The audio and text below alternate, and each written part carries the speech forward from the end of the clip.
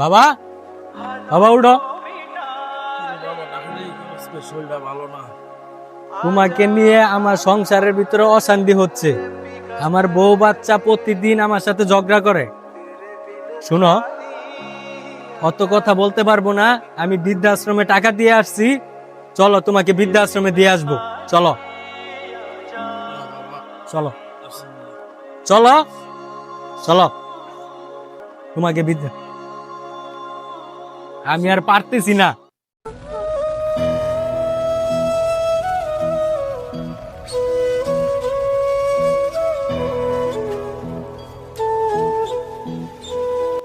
এখানে বসো, এখানে বসো।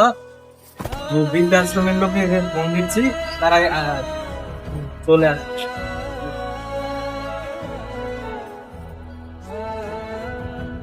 হ্যালো, আসাম থেকে বলছে? ওকে, ওকে আসেন, আমি আমার বাবাকে নিয়ে যান।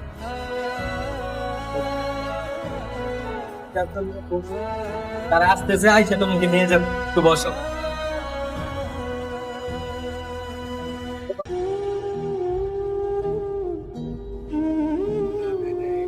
আসসালামু আলাইকুম।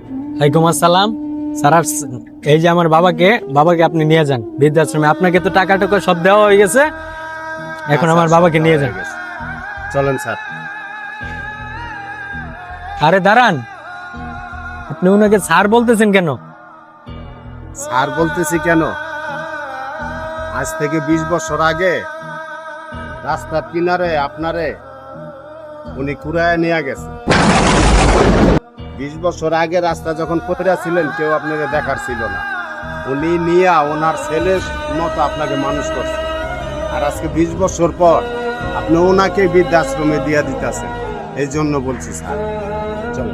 দাঁড়ান, আয়ো, আপনি আপনি যান, আপনি যান। ঠিক আছে স্যার। বাবা, আমি ভুল করছি, চলো বাসায় চলো। বাবা, চলো, আমাকে মাফ করে দিও বাবা। বাপ মার কাছে ছেলে যেত অন্যায় করে, অন্যায় থাকে না বাবা, আমি তোমাকে মাফ করে দিচ্ছি। চলো বাবা।